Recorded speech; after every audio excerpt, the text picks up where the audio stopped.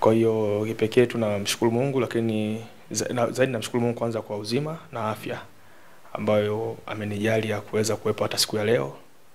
Lakini pia nawashukuru sana nyinyi ambao pia mmefika, waandishi wa Mawingu TV kwa ajili ya kuweza kufanya mahojiano na mimi.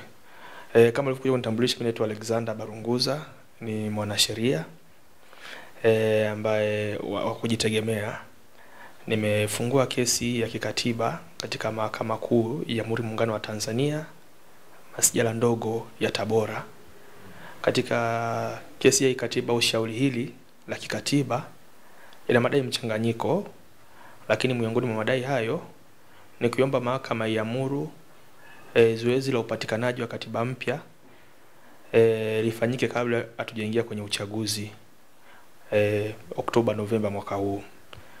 Na madai mengine tu ni ya kawaida ya mahakama tu itamke kwamba tume ya uchaguzi ilikuwa na mamlaka hiyo kisheria kuhakikisha kwamba wanasimamia zoezi au kusimamia mchakato wa upatikanaji wa katiba mpya kwa hatua ile ya kusimamia upigaji wa kura za maoni.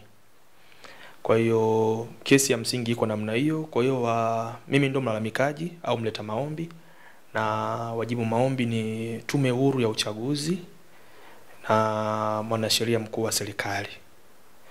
Kwa hiyo hao ndio wajibu maombi katika shauri hili la msingi. Na kiuhalisia ni kweli kuna mabadiliko mengi sasa hivi, viko vyama vya siasa mbalimbali ambavyo vinasema tupate kwanza katiba mpya au mabadiliko kadhaa katika mambo ya uchaguzi kabla tujaingia kwenye uchaguzi. Naomba tu mwafahamu kwamba madai ya katiba mpya hayajaanza leo wala hayajaanza jana, ni ya muda mrefu tangu mwaka 2013 2014. Haya madai yalikuwepo, na kama tutakumbuka vizuri, aliyekuwa rais wa awamu ya 4 Mheshimiwa Daktari Jakaya Mrisho Kikwete, yeye alianzisha mchakato huo wa kupata katiba mpya. Na itakumbuka kipindi hicho palikuwa kuna mavuguvugu mengi katika nchi ambazo zilizoko chini ya ukanda wa jangwa la Sahara tunasema. Palikuwa kuna vuguvugu kama vile Kenya walikuwa wanapambana kupata katiba mpya. Nchi nyingi za Afrika walikuwa wanapambana kuwa wapate katiba mpya itakaotokana na mawazo ya wananchi wenyewe. Kwa hiyo nadhani kipindi kile vuguvugu lilikuwa kubwa sana baadhi ya nchi, na hata pia katika nchi yetu vuguvugu hilo madai hayo yalikuwa ni mengi kutoka kwenye taasisi mbalimbali sio za kiraia, viongozi mbalimbali hata wa dini na nini, wote walikuwa wanataka tuwe na katiba mpya. Kwa hiyo kipindi cha Mrisho Kikwete, Mheshimiwa Rais aliona inafaa tuwe na katiba mpya, na kwa mamlaka aliyokuwa nayo aliweza kuanzisha mchakato wa upatikanaji wa katiba mpya, na mchakato huo uliridhiwa na bunge, na sheria ya kwanza tukapata sheria ya mabadiliko, sheria ya mchakato wa mabadiliko ya katiba, tunasema the Constitutional Review Act. Tuliweza kuipata kipindi hicho baada ya ku establish hiyo sheria. Tunakumbuka kuna tume ya Warioba walipita katika maeneo mbalimbali kuweza kukusanya maoni ya Watanzania kuhusiana na mabadiliko ya katiba, mambo gani yawepo kwenye katiba mpya, mambo gani tuyaondoe kwenye katiba iliyopita, vitu gani visiwepo. Kwa hiyo ikakusanya maoni karibia yote kwa hicho kipindi. Baada ya hapo, na nakumbuka palikuwa kuna bunge la katiba ambalo lilikuwa linakaa kwa ajili ya kuendelea kuratibu huo mchakato. Mara ya mwisho pamoja na mivutano hapa na pale, katiba inayopendekezwa kama imeshaundwa. Ilivyoundwa katiba inayopendekezwa, japo kuna mengine yako madai tofauti, wanasema kuna yale mapendekezo ya wananchi ambayo yalikuwa kwenye ile rasimu ya Warioba haikupewa nafasi. Kwa hiyo ninaposema katiba inayopendekezwa, maana nazungumza rasimu ya katiba inayopendekezwa, maana haijawa katiba bado. Zote rasimu. Kwa hiyo rasimu ya Warioba mengi yakawa yamepuuzwa, watu wanavodai wengi, yakawa yamepuuzwa, machache yakawa yamewekwa kwenye rasimu mpya au rasimu ya katiba inayopendekezwa. Pamoja na hayo, kwenye rasimu ya katiba inayopendekezwa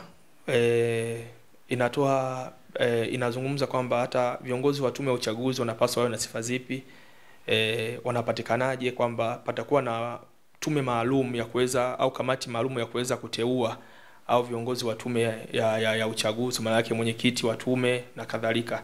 Na wakawa wameliondoa takwa la Mheshimiwa Rais kuweza kumteua mwenyekiti wa tume. Kwa hiyo ukiangalia rasimu ya katiba inayopendekezwa, hilo takwa limezingatiwa sana kwamba rais hana hiyo mamlaka moja kwa moja kuweza kumteua, kwamba viongozi wa tume watateuliwa na jopo maalum la majaji, hasa la kijaji. Kuna watu maalum ambao watakuwa wanapitisha ile majina, nani awe au nani asiwe, huko watachujwa maana yake. Lakini pia wakawa kunatakwa pia kwamba hata wanaokuja kusimamia wasiwe viongozi au tunasema watumishi wa umma, iliondolewa ile takwa, na kwamba watakuwa kusimamia watakuwa watu wa kawaida ambao wataenda kuomba, watafanywa mchujo na kadhalika, vitu vya namna hiyo. Sasa kulingana na hali jinsi ilivyo, ikaja ikaundwa sheria inaitwa the Referendum Act, sheria ya kura ya maoni. Sheria hii ya kura ya maoni ilitaka sasa ule mchakato wa kupiga saa kura hii katiba ipite au isipite. Na tunakumbuka kwamba kipindi kile watu wakasema bwana, hiyo katiba msikubali, wananchi zikaanza kampeni za namna hiyo, katiba inayopendekezwa urasimu. Tunataka rasimu ya Warioba, tunataka rasimu ya Warioba. Lakini mchakato ambao nafikia kwamba ni kwamba sasa ile rasimu inayopendekezwa ambayo ilipitishwa iende kwa wananchi, wananchi waipigie kura, waseme tunaipokea au hatuipokee. Kama tuipokee, maana tena turudi tukae tuangalie nini wananchi wanataka. Sasa nakumbuka Mheshimiwa Rais alitangaza kwa tangazo la serikali, akatangaza tarehe ya kupiga kura ya maoni. Ilikuwa nafita 2015 ilitangazwa.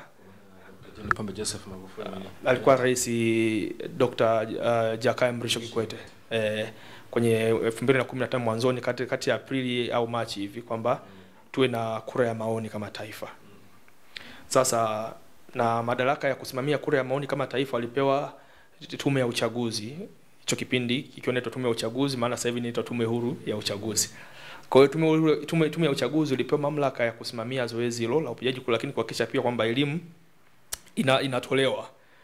Watu wananchi wapewe elimu ya mabadiliko haya ya katiba, na katiba inayopendekezwa ikoje na kadhalika. Na taasisi zingine pia zilipewa fursa hiyo kupitia tume. Kwa hiyo tarehe ilitangazwa.